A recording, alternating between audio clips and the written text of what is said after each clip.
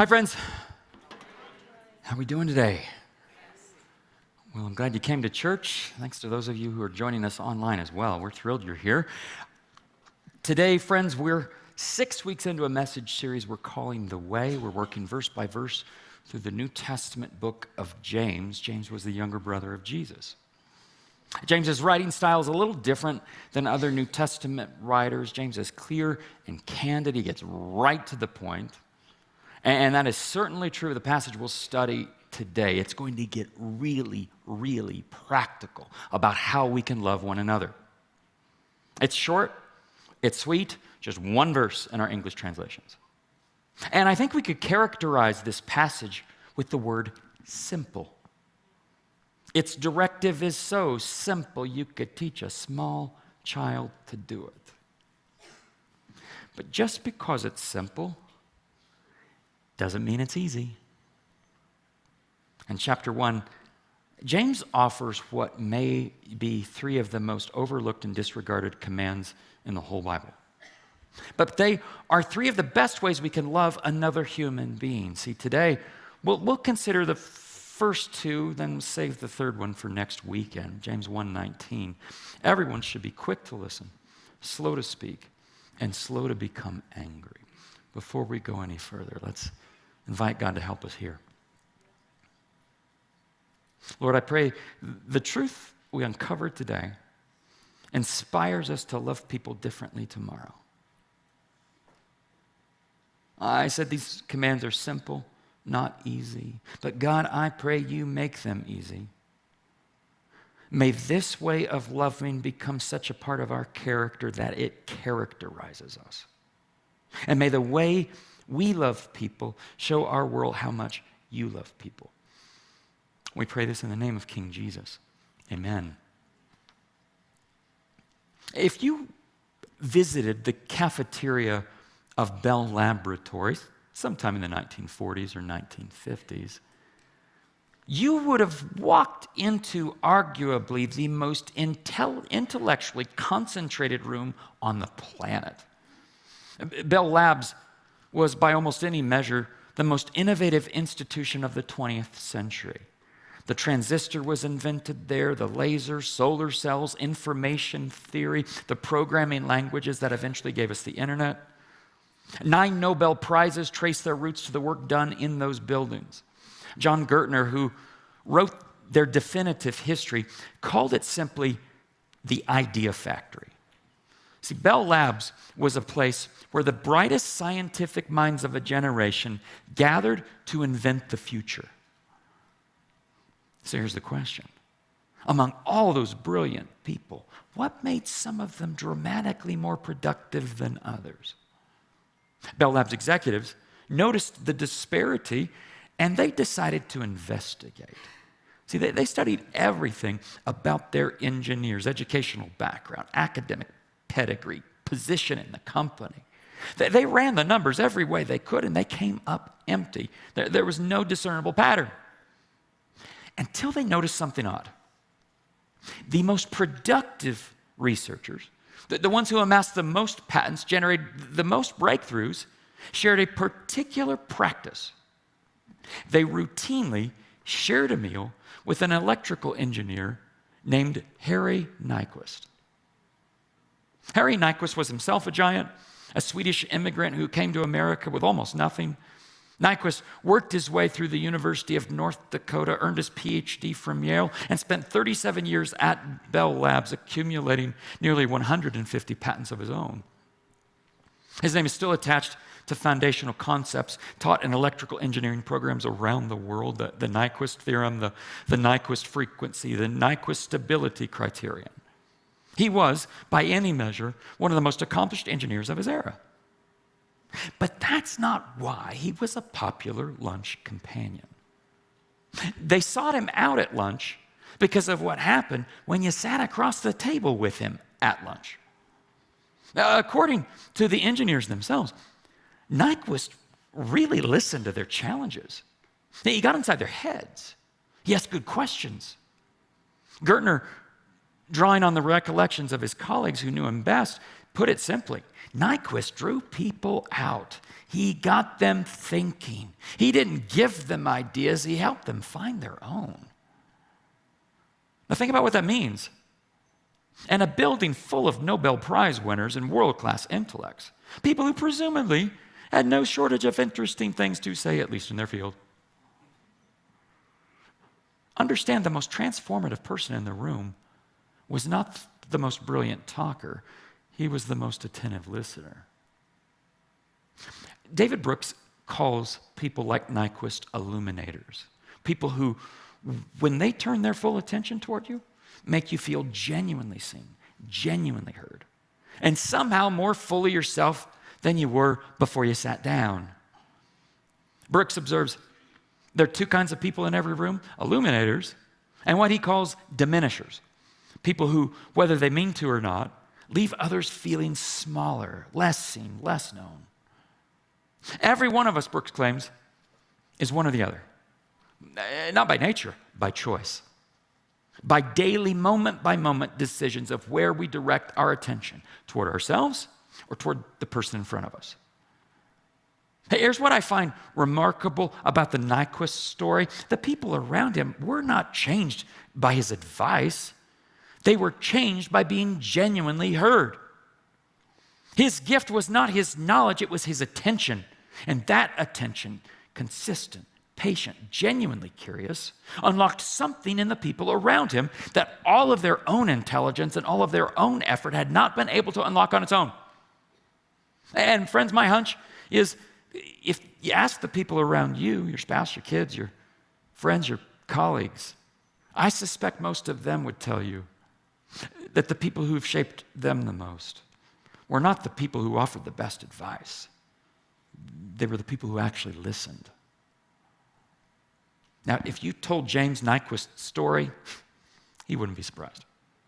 In fact, I think he'd put his arm around your shoulder and suggest, people need your ears more than your answers.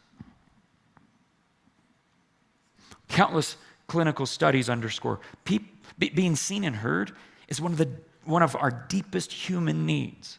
And countless psychologists and social scientists maintain true listening may be the most fundamental and transformational act of human connection. The simple practice of listening offers us the power to heal broken hearts and broken marriage, the power to bring together warring factions across our social and political landscape. But the problem is, we're talking more than ever, and we're listening less than ever. And research confirms equivocally, we're far worse listeners than we think. And the cost of our poor listening is far higher than we realize. Charles M. Blow contends, one doesn't have to operate with great malice to do great harm. The absence of empathy and understanding is sufficient. Now, our own biology in part works against us here. See, we think 4 times faster than we speak, which means I can fill a lot of my thoughts in all the gaps between every word you speak. And nobody seems to teach us how to do better. In my formal ministry training, I was taught how to teach and preach and coach and counsel, but nobody taught me how to listen. So James helps to fill the gap when he asserts everyone should be quick to listen, slow to speak, and slow to become angry. Now, at first glance, James's proverb appears paradoxical. Because on the one hand, you can't listen in a hurry. Married couples, have you ever tried to listen to your spouse in a hurry? How'd that work out for you? You can't listen in a hurry. But you can be quick to listen, and that's different. Being quick to listen means when you hear someone's pain or see someone's anger, you immediately shift to a posture of listening. To listen well, you've got to give someone your undivided attention. When you give someone your undivided attention, you say to them, what you're thinking and feeling is really important to me. When you multitask while listening, you say to them, what you're thinking and feeling is among the many important things that I have to do right now. Friends, good listeners know when to put the phone down. In the contemplative Christian tradition, it's sometimes called radical presence. It's the capacity to be fully, completely, and attentively here in this moment with this person, without the constant interference of agenda, evaluation, and distraction.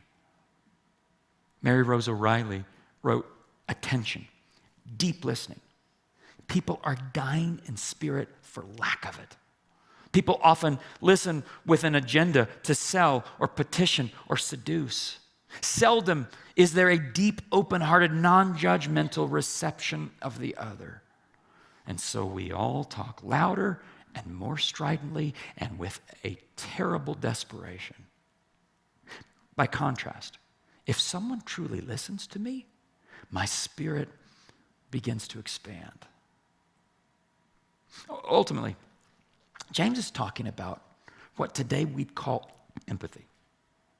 Empathy is the disciplined practice of entering someone's subjective experience to see what they see and feel what they feel and want what they want. Acclaimed psychologist Robert R. Miller described it as understanding another person's experience from the inside, without imposing your own emotional reactions, judgments, or interpretations onto theirs. No, empathy is not over-identifying with someone, but it's visibly and verbally joining someone in their situation, walking in their shoes, sharing in their emotions. Often when we think we're listening, we take the posture of a skeptic. We question the person. We want to debate. Friends, debaters make terrible leaders and lovers if all they know how to do is debate. Now, if you've got skills to debate, that's great, because debate is essential in the right context. But that context is not a conversation about someone's pain. If debate's your only tool, you'll turn every conversation into an argument. Instead of seeking to understand the thoughts and feelings of others, some of us simply project our thoughts and feelings onto others, which leads to misunderstanding and speculation. Thus, they don't feel understood. For others, the only tool we have is analysis. We diagnose the problem and spit out an answer. Do I have any analyzers in the room? Look, here's the truth. You're usually right. However, if the answer is right, but the timing is wrong, love gets lost. Theodore Roosevelt famously maintained, people don't care how much you know until they know how much you care. Now, that may make no sense to you if you're an analyzer, because you like to fix problems. And frankly, if you had the same problem, maybe you'd like someone to come and offer solutions. That may be true for you, but it's probably not true for them. Look, I like answers. I have lots and lots of answers. But sometimes people don't need answers, at least right away. Sometimes they just need you to get takeout and join them on the couch to binge old episodes of Ted Lasso. When someone's hurting, reason is rarely the answer, at least at first. So instead of trying to talk people out of their heartache, how about we try listening to people out of their heartache? Because people need our ears more than our answers. Here's something nobody tells you about listening. The biggest obstacle isn't your phone. It isn't the noise around you. It isn't even the anger or attitude of the other person. It's you. When someone's talking to you, you're almost never fully there. You're partly there because you're running a parallel conversation inside your own head. You're evaluating what they just said. You're forming your response. You're relating their story to your own. You're deciding whether you agree or disagree. You're rehearsing the advice you're about to give. You are, in short, listening to yourself. And the research is sobering. For most people and most conversations, your inner voice is louder than their actual voice. Your inner conversation's not happening alongside your listening, it's competing with it. Every mental resource devoted to your internal monologue is a resource withdrawn from the person in front of you. Our brains are wired to filter everything we hear through our own experience, our own needs, our own fears. Oh, the self is always in the room. The question is, whether we're aware enough of that pull to resist it and present enough to give someone else the rare, costly gift of our undivided attention. James knew this. And that's why his command's not passive. He says, be quick to listen. Not quick to evaluate, not quick to correct, not quick to advise. Be quick to listen. See, the discipline is in the quieting. But friends, with the help of God's grace, let's turn down the volume of that inner voice, because people need our ears more than our answers. In Romans chapter 12, Paul offers a couple other neglected directives. Here's the first one in verse 15. Rejoice with those who rejoice. Okay, this is one of the key skills of empathy, and Paul's telling us it's one of the key skills of love. Rejoice with those who rejoice. At first glance, this instruction seems obvious and easy, and it is easy until it's not. You know, the first reason we struggle to rejoice with those who rejoice? Envy. Whose highlight reel are you watching a little too closely? Whose Instagram is quietly making you miserable? Whose life looks so put together that yours feels like a disaster? Think about the person whose life makes you feel a little worse about your own just by existing. Oh, you know who I'm talking about. The name came to mind faster than you might have expected. Maybe you're measuring your body against someone else's and losing the comparison every single time. Maybe you're measuring your career by someone else's, someone who seems to be getting more clients, more attention, more everything. Maybe you're measuring your marriage against one that looks perfect on the outside while yours seems to be collapsing from the inside. See, it's not so easy to rejoice with those who rejoice. But what about the second part of Paul's verse? He says, mourn with those who mourn. You have someone in your life who's mourning. They might be mourning the passing of a loved one. They might be mourning the loss of a dream. They didn't get the job. They didn't get the call back. Maybe they're mourning a bad breakup or a divorce. Friends, divorce is one of the most devastating losses a person may experience. Or maybe someone's experience of loss isn't so dramatic. Maybe they just had a bad day or a bad week. Maybe it was something somebody said or look, whether their loss is large and lingering or small and fleeting, the response is the same. Paul says, mourn with those who mourn. Hey, pay close attention to that phrase. It doesn't say, offer advice to those who mourn. It doesn't say, tell them to cheer up or buck up or suck it up. It doesn't say fix their feelings. Now, this is important. When we see someone upset, our instinct is often to fix their feelings. Usually, the reason we want to fix their feelings is we don't like the way we feel around their feelings. But in most cases, at least at first, people don't need their feelings fixed. They need their feelings felt. I think Paul, just like James, is trying to tell you, people need your ears more than your answers. The book of Proverbs illustrates the impact of empathy on a relationship by showing the effect of its absence. Proverbs 25, verse 20. Whoever sings songs to the heavy heart is like one who takes off a garment on a cold day and like vinegar on soda. The writer wants us to picture a person grieving over a broken heart or a financial crisis, who's approached by a cheerful friend who sings, "Don't worry, be happy." It's like taking away a coat in a snowstorm.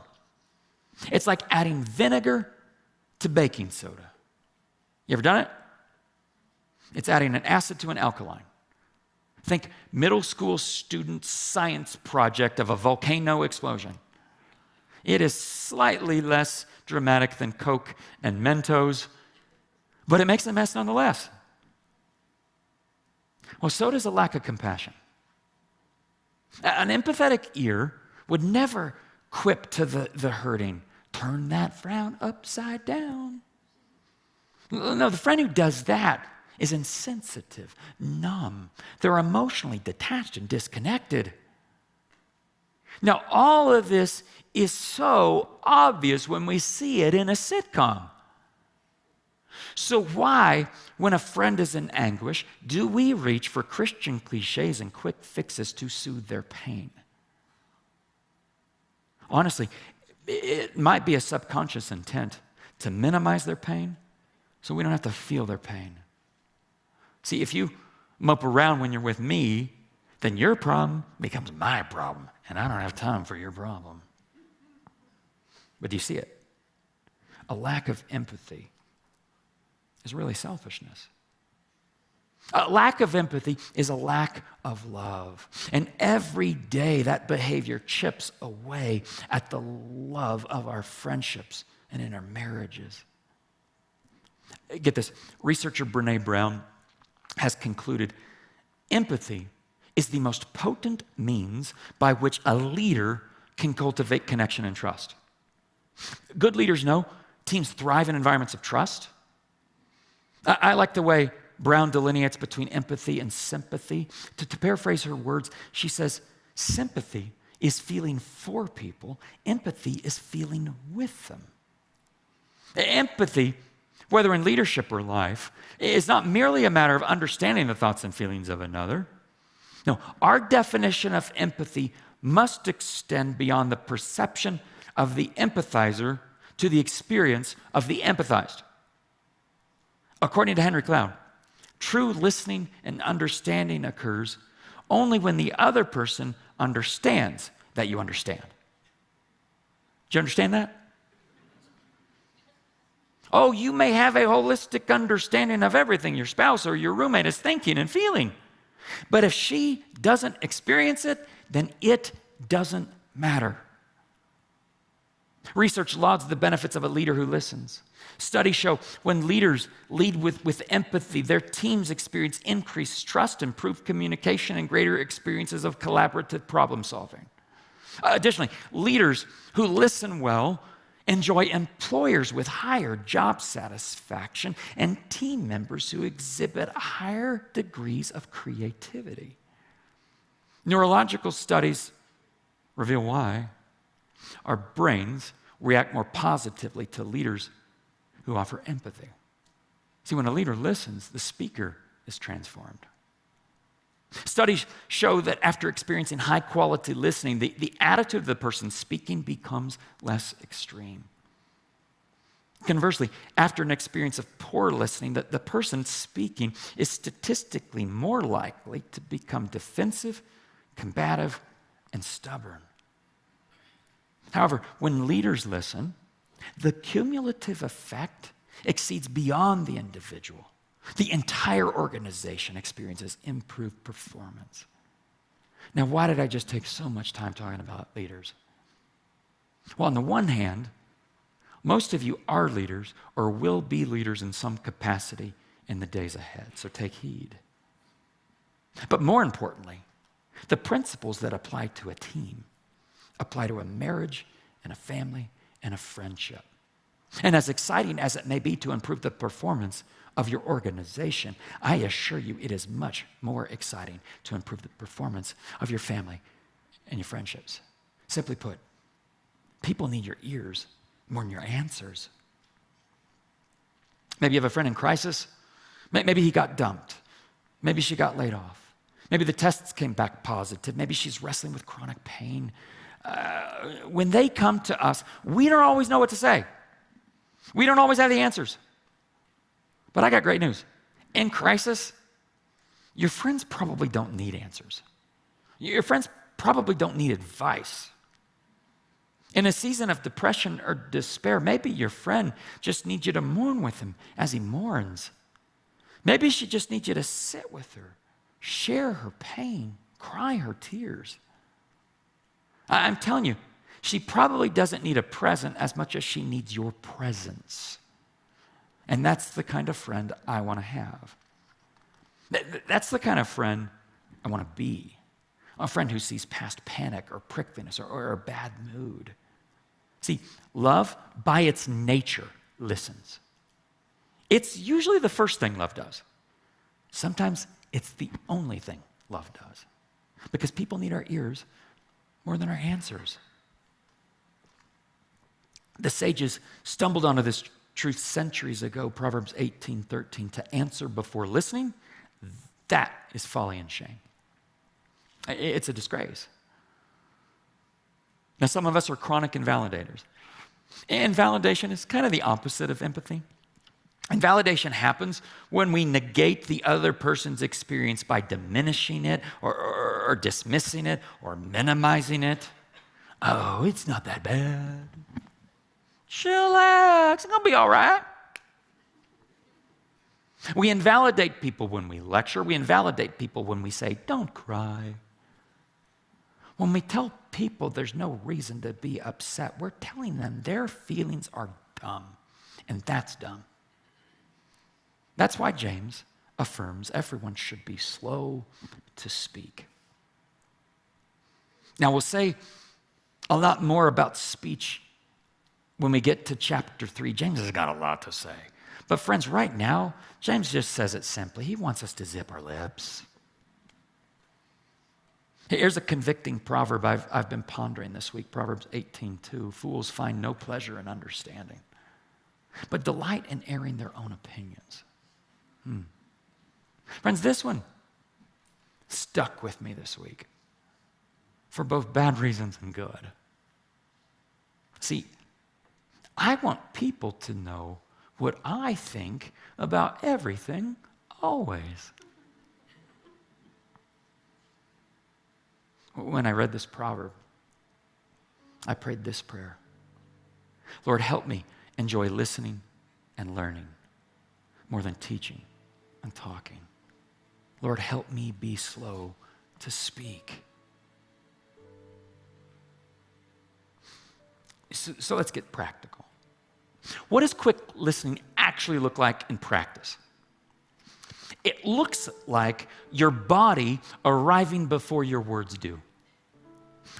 David Brooks calls it loud listening, the visible, physical communication of genuine attentiveness. It's leaning in. It's giving eye contact that says, I see you.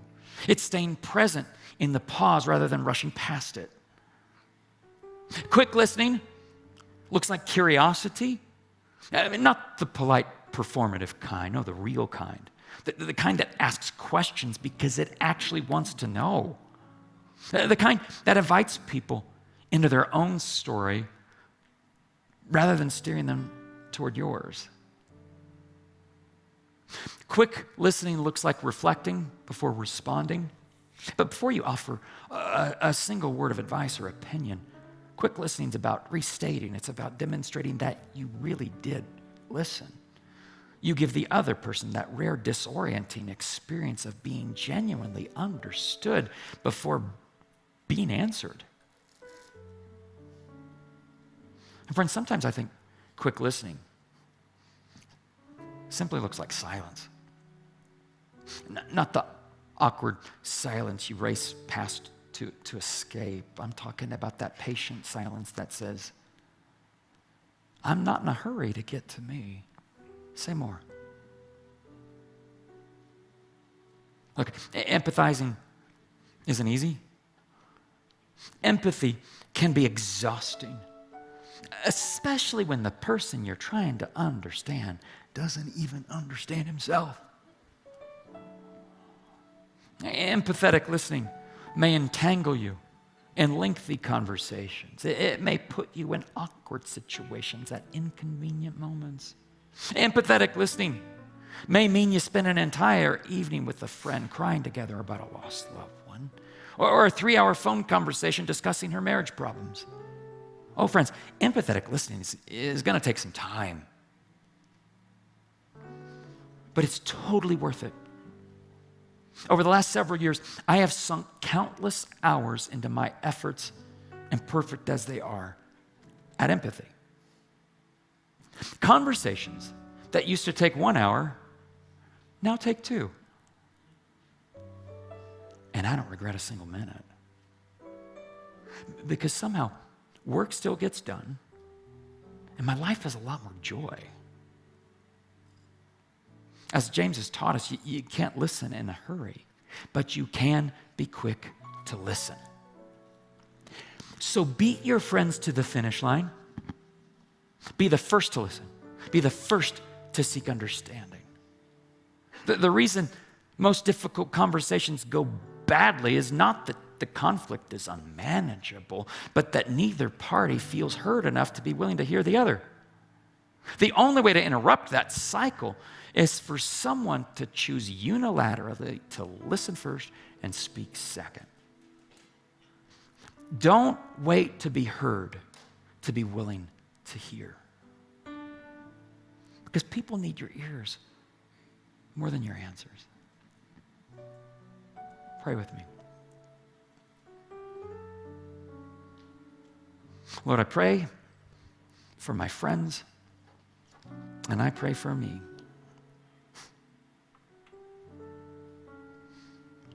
Would you help us get love right by being quick to listen and slow to speak? Look, most of us have picked up some bad habits over the years. Lord, would you awaken us to those habits and help us to get serious about learning from you and with each other how we might live and love differently. Lord, I pray this in every important context of our life. I pray that we can be better listeners at work, with our colleagues, with the people who work with us, with the people who work for us. Lord, help us as leaders to be quick to listen. Lord, I pray this for our friendships.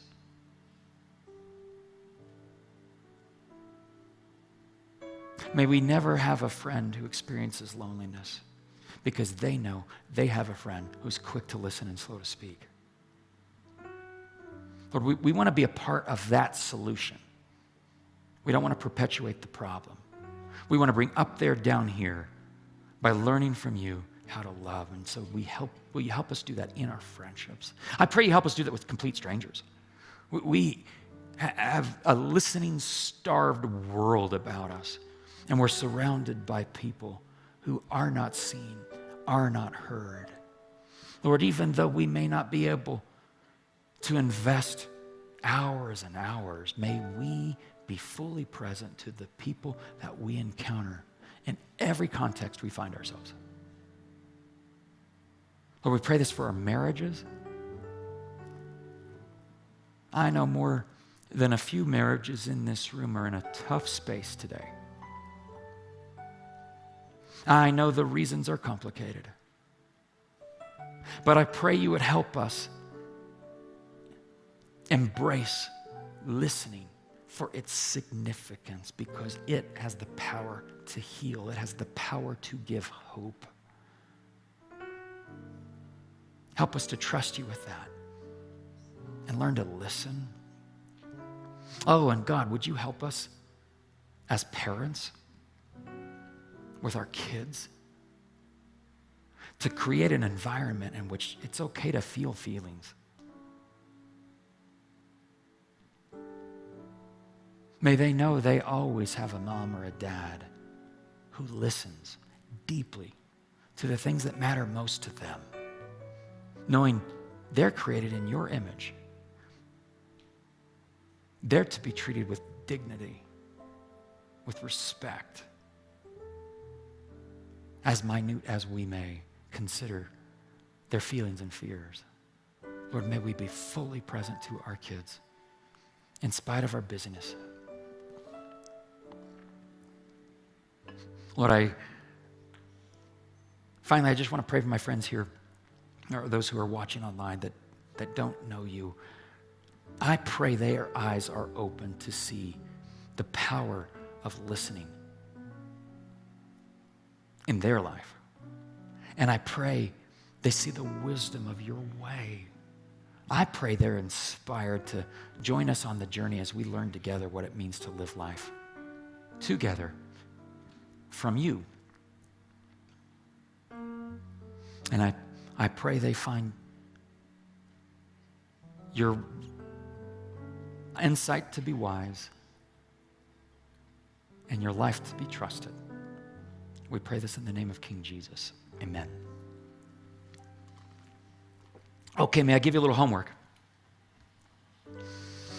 We typically conclude our time together by offering some practices that you can put into practice, because we found on this journey with Jesus, as we're learning from him how to do life, it's not enough to come on a Sunday morning and hear one sermon in one moment. What if we could take our discipleship, our apprenticeship to Jesus, and bring it into Monday and Tuesday and Wednesday? Not in a legalistic way, but in a life-giving way that keeps us connected to him. Well, I'm going to give you a few practices. Here's one. First, ask God to help you feel someone's feelings. Now, this may be someone you're struggling to feel their feelings because they sucketh at feeling yours. Perhaps you're struggling because you grew up in a home where feelings were shoved under the rug. They weren't respected. They weren't celebrated.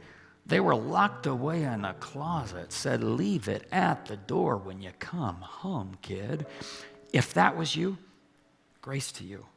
Grace to you. But what if you could create environments around you where the opposite is true? Listening environments where people's thoughts and feelings are truly, genuinely heard. See, the key is we got to ask God to help us. He wants us to get love right. He'll help us get love right. Ask him to help you feel someone's feelings. Now, if you sucketh at doing so, it might be because you sucketh at feeling your own feelings. So that's why I'm going to ask you to ask God to help you feel your feelings. Look, all the research shows you're going to feel someone else's feelings. You got to feel yours first to be in touch with what you're actually thinking, feeling, fearing. Ask God to help you work through some of that stuff that you've been told is a threat. Trust him. Trust his guidance. Now, in the meantime, as you learn to feel your feelings or someone else's feelings, I'm going to give you some advice from a guy named Daniel Goleman. Daniel Goleman was the writer of a book written some years ago called Emotional Intelligence. He received his PhD from Harvard. He was awarded the American Psychological Association's Lifetime Achievement Award. This guy's brilliant. He knows what he's talking about. He offers this advice regarding empathy. With God's help, fake it till you make it. Really. Studies show you can prime the pump of empathy. Empathy can be learned. Now, that's both an opportunity and a responsibility. I don't care how you were born. Your wiring may make it harder. Your upbringing may make it feel impossible. Oh, but dear friend, fake it till you make it. Learn the skills of empathy and see what God does through you and see how he changes your heart from within. Put this love into practice and see what happens, okay? Now, it's been a little while since I've recommended books to you, which is crazy because I love books. And this topic happens to overlap some areas of my academic interests. And so Paul told me, Troy, you got to recommend some books. So I'm going to give you a couple. They're coming from two different angles. Here's the first one. It's a book called How to Know a Person by David Brooks. David Brooks is not a follower of Jesus. He's a New York Times columnist, brilliant writer, clever, easy to read, great storyteller. But Brooks will tell you right from the get-go, he sucketh at feelings. He grew up in a sterile environment in which feelings were minimized and dismissed. And he struggled to understand why he didn't fit for years and decades. And as he grew from his teenage years to his young adult years to his older and older adult years, he's learning there is something he has been missing. So this book is actually a vulnerable confession of his journey of learning how to know people. Honestly, a lot of the book is just about how to be quick to listen. I love it when disciples of Jesus can learn how to be discipled by Jesus through someone who's not a disciple of Jesus. Read this book with Jesus. Read every book with Jesus, for goodness sakes. But read it with him. Say, Lord, what do you want me to learn from this man who was created in your image? I want to learn what he's learned. Teach me. Okay? So that's the book, How to Know a Person by David Brooks. Here's another one from a completely different angle. It's called How to Listen So Your Kids Will Talk by Becky Harlan. Okay. Susan and I have felt for a little while now that we would want to do better. I want to do better, but we want to do better as a community to equip parents on how to be parents. Oh my word, not that we got it figured out. But create spaces where we can learn together how to be better parents, because we are the ones creating environments that shape the trajectory of our kids' future. Oh, friends, what if we could get this right? What if we could get this right? And create spaces where our kids' thoughts and feelings are heard, no matter how young they are, no matter how tiny their thoughts are, no matter how ridiculous their feelings are. What if we can make it safe? What if we can make it safe? Becky Harlan shows us how. It's a great little book that'll give a great amount of coaching. Stand with me. Okay, hey, here's a verse for the week, James 1:19. I said to you, we'll pick up where we left off last week with this very same verse. If you'd like, this image is available on our website. You can download it along with the graphic I've been showing you. It's available at capitalchurch.com. Also watch for it on social media. If you'd like to receive prayer, please send us an email, prayer@capitalchurch.com, or fill out a prayer request card, drop it in one of the drop boxes on your way out, because we want to pray for you. Here's what I want to pray for all of you today. May you love the people in your life with your ears before your answers. May you be quick to listen and slow to speak, that you might learn what it really means to love your neighbor as yourself. Thanks for coming to church today. Grace and peace.